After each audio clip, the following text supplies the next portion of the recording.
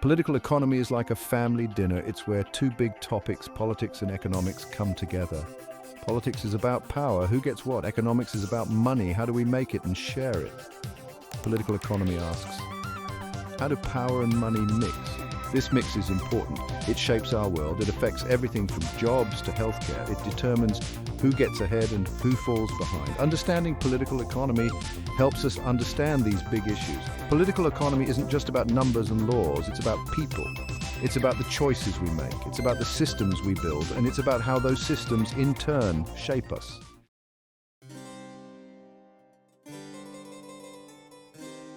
The idea of political economy isn't new. It started in the 1700s. Back then, things were changing fast, the Industrial Revolution was booming, new machines were invented, factories were built, people moved to cities for work. Thinkers of the time started asking questions. How does this new wealth get created? Who benefits from it? What is the role of the government in all of this? These questions marked the birth of political economy. Adam Smith, a Scottish philosopher, is considered the father of modern economics. His book argued for free markets. Smith believed that if everyone pursued their own self-interest, the market would naturally regulate itself, leading to greater prosperity for all. But not everyone agreed with Smith. Thinkers like Karl Marx saw the dark side of capitalism. They saw exploitation of workers and growing inequality. Marx argued that capitalism was inherently unstable and would eventually be overthrown by a socialist revolution.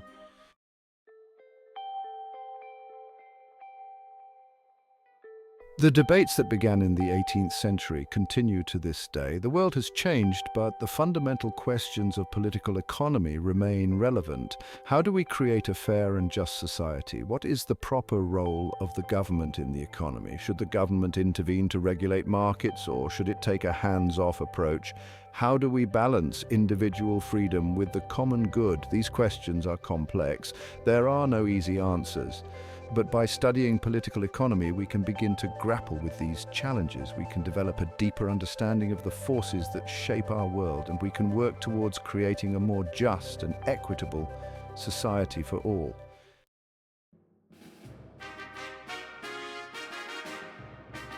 Classical political economy emerged during a time of profound economic and social change. The Industrial Revolution was transforming societies, shifting them from agrarian economies to industrial ones. Classical thinkers sought to understand these changes, focusing on the forces driving this new capitalist system. Adam Smith, in his seminal work, articulated the foundational principles of classical political economy. Smith believed in the power of the free market, guided by what he termed the invisible hand. This invisible hand represented the self-regulating nature of the market, where individuals pursuing their own self-interest would unintentionally promote the well-being of society as a whole. Smith argued that government intervention in the economy should be minimal. He believed that excessive regulation stifled innovation and hindered economic growth. Instead, he advocated for laissez-faire economics, where the government's role is limited to protecting property rights, enforcing contracts, and providing essential public goods like infrastructure. This emphasis on individual liberty and limited government resonated with the spirit of the Enlightenment. Classical thinkers believed in the power of reason and individual autonomy. They saw the market as a mechanism for coordinating economic activity in a way that maximized individual freedom and, in turn, societal prosperity.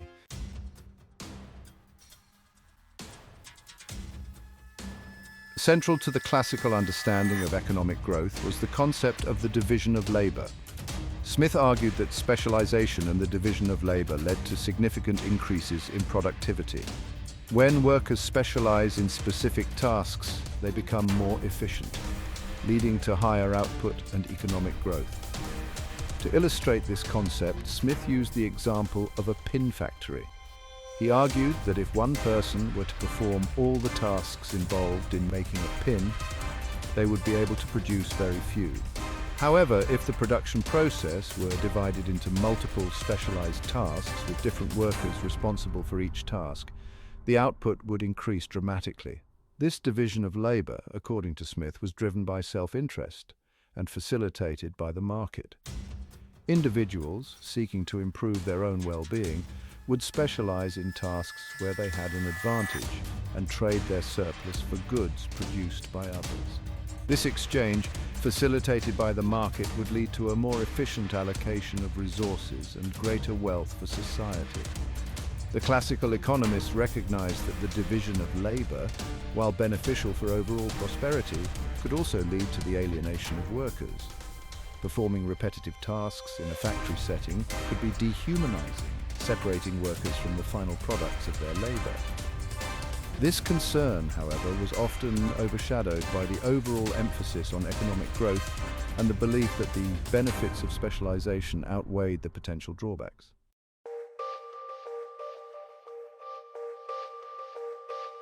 The classical model, while influential, was not without its critics. Even during the heyday of classical political economy, thinkers began to challenge the notion that the market was always self-regulating and that laissez-faire economics was the best approach for all societies. One of the most prominent critics of classical political economy was Karl Marx. Marx argued that capitalism was inherently exploitative.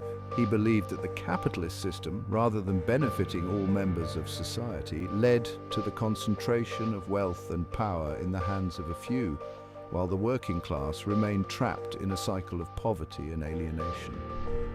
Marx's critique centered on his theory of surplus value. He argued that capitalists extract surplus value from workers by paying them less than the value they create through their labor. This surplus value, appropriated by the capitalists, formed the basis of their profits. Marx predicted that capitalism, driven by its own internal contradictions, would eventually be overthrown by a socialist revolution. He believed that the working class, driven by their shared experience of exploitation, would develop a class consciousness and rise up to create a more just and equitable society.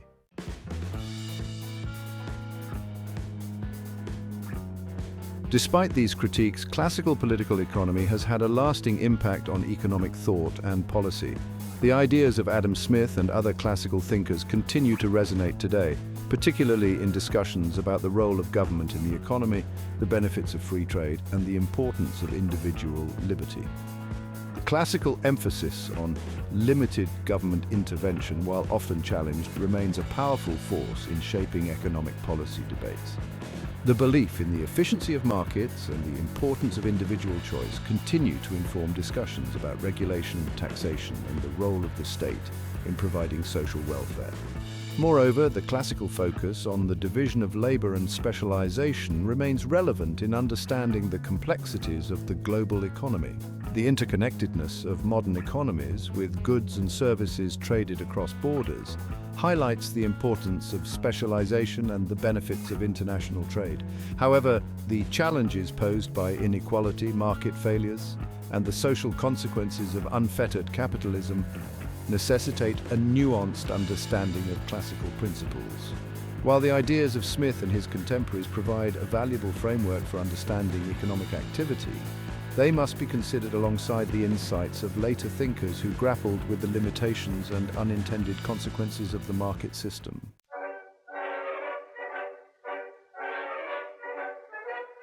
Classical political economists witnessed a profound shift in the organization of society.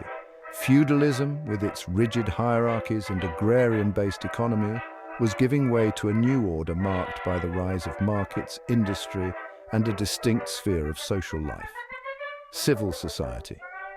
This burgeoning civil society represented a space outside the traditional realms of the state and the family. It encompassed a wide range of activities and institutions, including businesses, voluntary associations, clubs, and the emerging public sphere of coffee houses and salons, where ideas were debated and disseminated. For classical thinkers like Adam Smith, civil society represented a realm of freedom and individual initiative. It was in the marketplace, where individuals were free to pursue their own interests, that Smith saw the greatest potential for economic growth and societal progress. The invisible hand of the market, operating within the framework of civil society, would allocate resources efficiently and create wealth for all. This emphasis on civil society reflected a broader shift in thinking about the relationship between the individual and the state. The classical liberals, as they came to be known, championed individual rights and limited government. They believed that civil society, operating according to its own internal logic and driven by the self-interest of individuals, could regulate itself without the need for heavy-handed state intervention.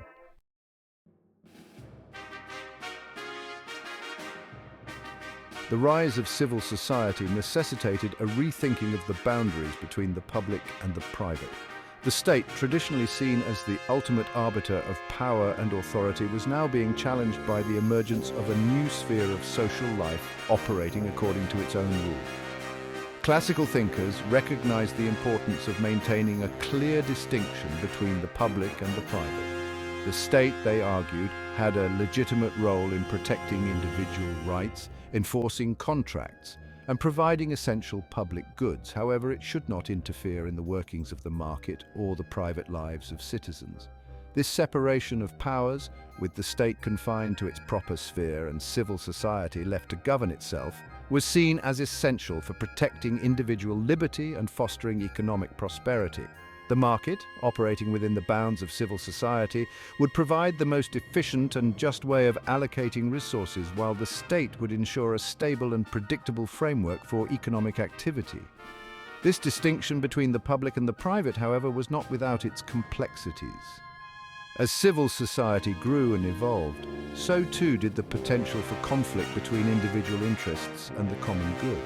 The challenge for classical political economists was to articulate a vision of civil society that balanced individual freedom with the need for social order and stability.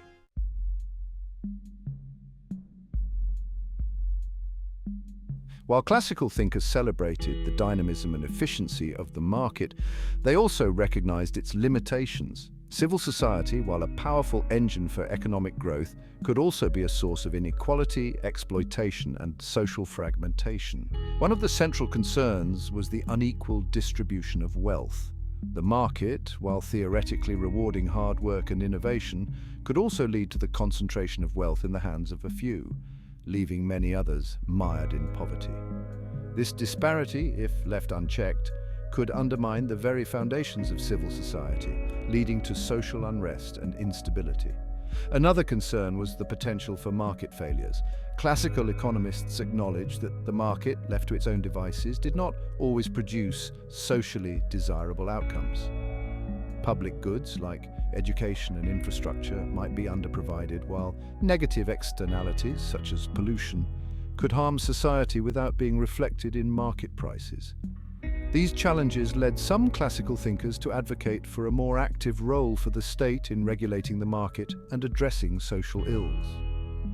John Stuart Mill, for instance, while remaining a staunch defender of individual liberty, argued for government intervention in areas such as education, poverty relief, and working conditions.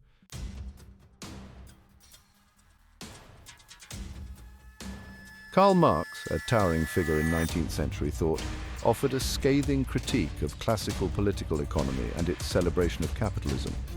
Writing during a time of rapid industrialization and widening social inequality, Marx saw capitalism as an inherently unstable and unjust system, one riddled with internal contradictions that would ultimately lead to its demise.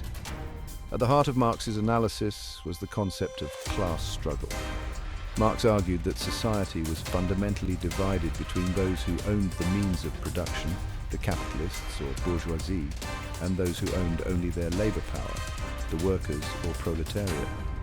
This division, he contended, was the primary source of social conflict. Capitalists, driven by the relentless pursuit of profit, sought to extract as much surplus value as possible from the labor of workers. Workers, on the other hand, sought to improve their wages and working conditions. This fundamental antagonism between capital and labor, according to Marx, was the driving force of history. Marx rejected the classical notion that the market was a neutral arbiter of economic activity. Instead, he saw the market as a battleground where the interests of capital and labor clashed. The state, far from being a neutral actor, was viewed by Marx as an instrument of class rule, acting in the interests of the dominant capitalist class.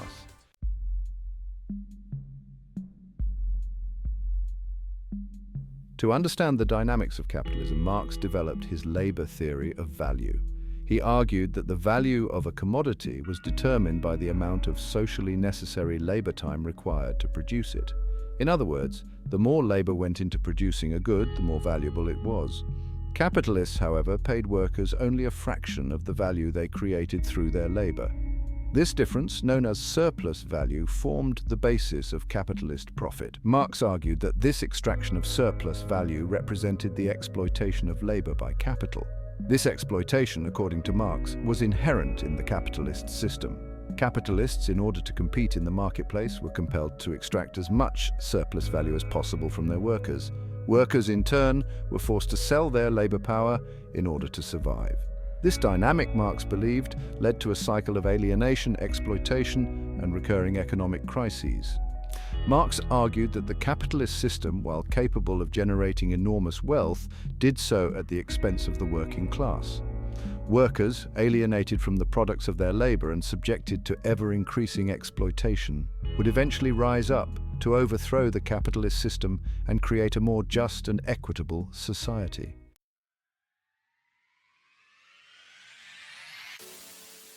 Marx believed that the working class, through its shared experience of exploitation, would develop a class consciousness.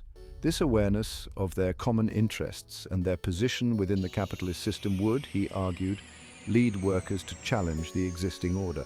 Marx envisioned a revolutionary process in which the working class, united in its struggle against capitalist exploitation, would overthrow the bourgeoisie and seize control of the means of production.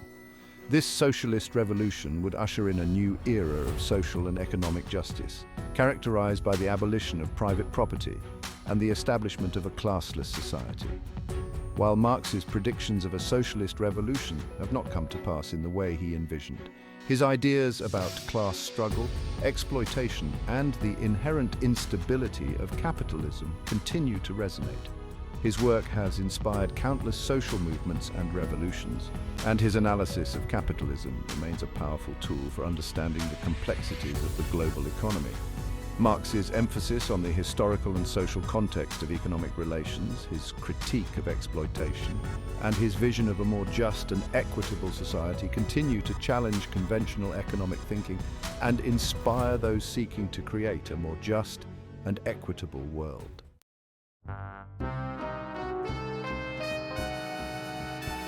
Section 4. The enduring relevance of Marxian insights. Despite the shortcomings of some of his predictions, Marx's work remains deeply relevant in the 21st century. His analysis of capitalism, his focus on power dynamics within economic systems, and his critique of inequality continue to provide valuable insights into the workings of the global economy. The issues that animated Marx, the concentration of wealth and power, the exploitation of workers, the social consequences of unfettered capitalism, are as pressing today as they were in his time. The global financial crisis of 2008, for instance, highlighted the inherent instability of financial markets and the unequal distribution of risks and rewards within the global economic system.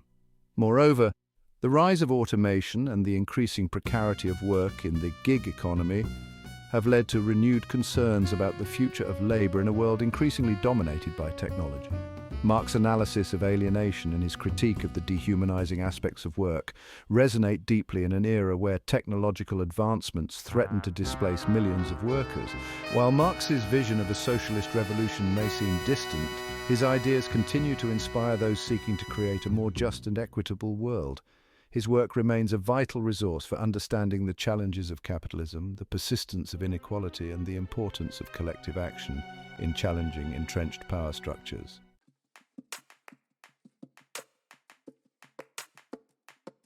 Section 1. The rational actor and the market model. Neoclassical political economy emerged in the late 19th century, offering a different perspective on the relationship between politics and economics than its classical and Marxian predecessors.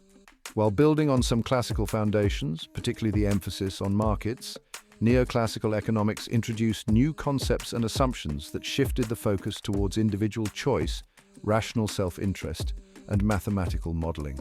Central to the neoclassical approach is the concept of the rational actor. Individuals, according to this view, are rational, self-interested agents who make decisions based on maximizing their utility. They weigh costs and benefits, seeking to achieve the greatest possible satisfaction given their preferences and constraints. This emphasis on individual rationality extends to the analysis of markets. Neoclassical economists view markets as highly efficient mechanisms for allocating resources. Through the forces of supply and demand, markets, in theory, reach an equilibrium point where the quantity supplied equals the quantity demanded, maximizing overall welfare. This market model, with its emphasis on individual rationality and market efficiency, forms the bedrock of neoclassical political economy. Government intervention in the economy, according to this view, should be limited as it often distorts market signals and hinders the efficient allocation of resources.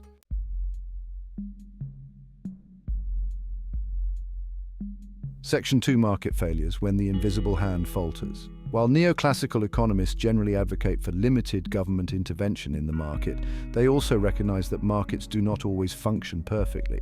Certain conditions, known as market failures, can lead to inefficient outcomes, justifying a role for the state in correcting these failures.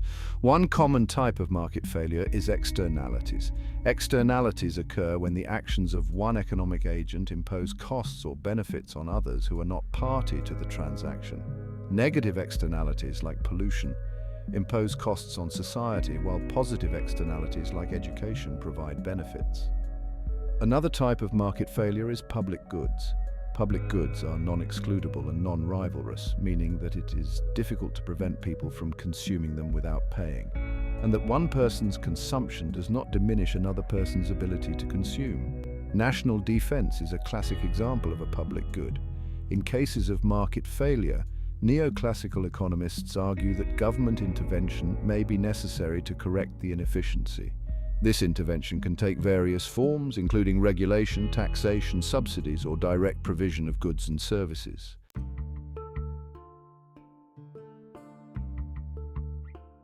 Section 3: The role of the state intervention and its limits. The neoclassical approach to political economy advocates for a limited but important role for the state in the economy.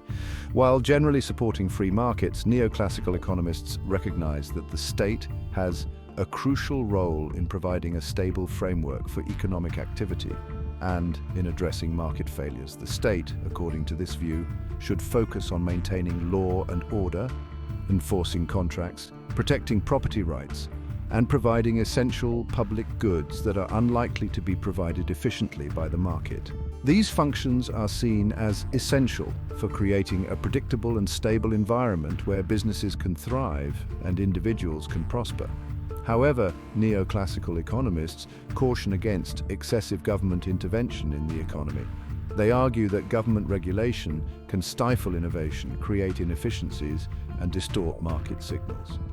Moreover, they express concerns about government failure, where government intervention, rather than correcting market failures, creates new problems or exacerbates existing ones.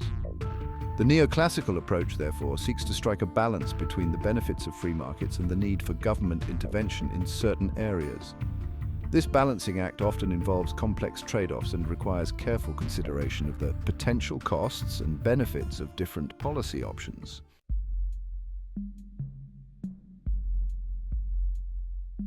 Section 4: Critiques and challenges to the neoclassical paradigm. The neoclassical approach to political economy, while influential, has not been without its critics. Critics, ranging from other schools of economic thought to social scientists in other disciplines, have challenged its core assumptions, its methodological individualism, and its limited view of power dynamics within economic systems. One common critique is that the neoclassical model of the rational actor is unrealistic. Critics argue that individuals do not always act in their own self-interest, nor do they always possess perfect information or the cognitive capacity to make perfectly rational decisions.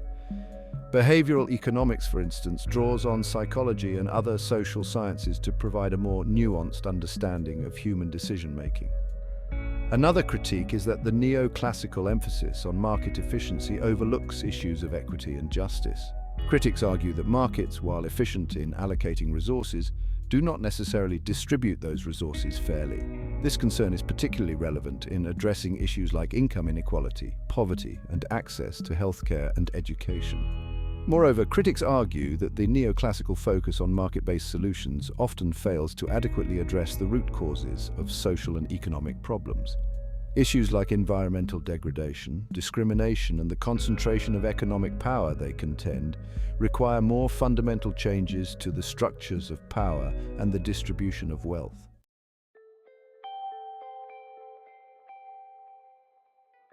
Section 1. Political economy, past, present, and future. This exploration of political economy has taken us on a journey through diverse perspectives on the intertwined relationship between power and economics. From the classical economist's faith in the invisible hand to Marx's scathing critique of capitalist exploitation, and from the neoclassical emphasis on rational choice to the recognition of market failures and the enduring role of the state, we've grappled with complex questions that continue to shape our world. The theories we've examined are not merely abstract constructs confined to academic halls. They offer frameworks for understanding the distribution of wealth and power, the role of institutions, and the challenges of creating a just and equitable society. The interplay of these theories, often clashing in their assumptions and prescriptions, underscores the complex and contested nature of political economy. As we navigate the 21st century, grappling with globalization, technological disruption, climate change, and persistent inequality, the insights of political economy remain as relevant as ever. Understanding the historical evolution of economic thought, the strengths and weaknesses of different theoretical approaches, and the enduring tensions between markets, states, and societies is essential for informed citizenship and effective policymaking. The future of political economy lies in our ability to move beyond ideological silos and engage in rigorous critical analysis of the complex challenges we face. By drawing on the rich history of economic thought, embracing interdisciplinary perspectives, and grounding our analysis in empirical evidence, we can strive to create a more just, sustainable, and prosperous world for all.